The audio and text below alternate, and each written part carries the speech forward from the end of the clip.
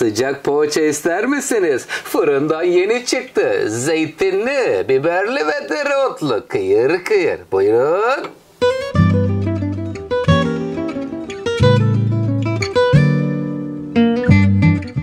İçi bol malzemeli, hamur yoğruluyor ve anında şişiyor. Kabartma tozlu poğaça tarifi Oktay Usta'dan. Neler var malzeme listesi? Çok kolay. Herkesin evinde bulunan malzemelerle oluşturmak mümkün. 3 su bardağı unumuz var burada. 1 tutam dereotu veya maydanoz. Hangisi varsa o olur. 1 yemek kaşığı içerisinde yoğurt.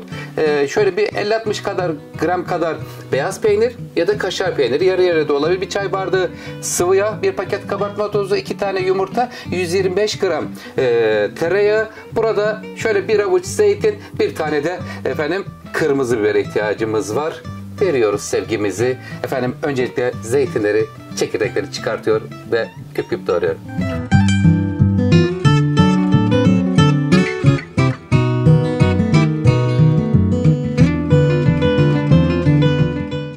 Poğaçamız çok kolay ve besleyici. Kıymetli seyircilerim, biber, dereotu, zeytin, içerisinde tereyağı, her bir şey var. 1 tatlı kaşığı, çok koymak yoktu işte, zeytinde de tuz olabilir. Biraz daha az koyabilirsiniz kıymetli seyircilerim. Özür dilerim, biraz fazla kaçırdım galiba. 1 paket kabartma tozu, tuz ve un. Ne kadar un ölçümüzde vardı? 3 su bardağı. 200 mililitrelik bardak ile. Hemen hazır mısınız? 2 yumurtanın bir tanesinin sarısını üzeri içine ayırdım. 2 tane akı iniyor. 1 yemek kaşığı ev yapımı yoğurt. Yoğurt tarifini sizlerle paylaşmıştım hatırlıyorsanız.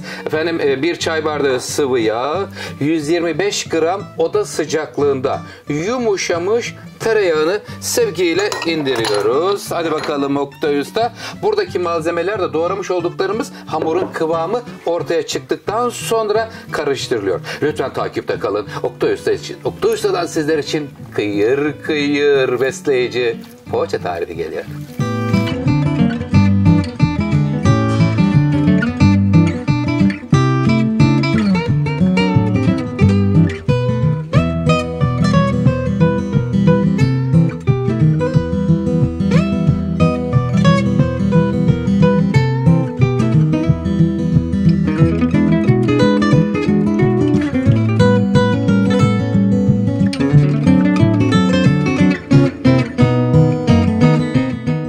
Evet efendim, şu anda poğaçalarımız ortaya çıktı. Kabartma tozlu, bol malzemeli, çocuklarınızın da çok seveceği bir poğaça olacak.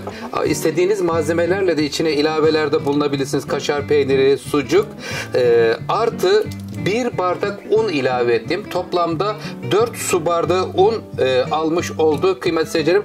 Bu ölçümüzden 1 tepsi dolusu poğaça çıkmış oldu. Mayalandırma derdi yok. Kabartma tozlu, anında netice alabileceğiniz bir poğaça.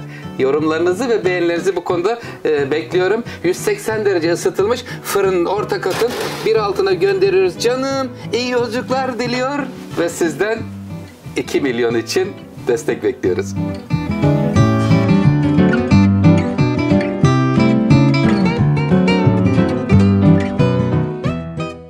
Çayımız demlendi, poğaçalarımız fırından çıkmak üzere, güzel kokular geliyor, lezzetli, içi bol malzemeli, kabartma tozlu poğaça tarifi Oktay Usta'dan. Saatime bakıyorum, tam 35 dakika. 35 dakikada enfes bir poğaça tarifi çıktı. Nasıl buldunuz?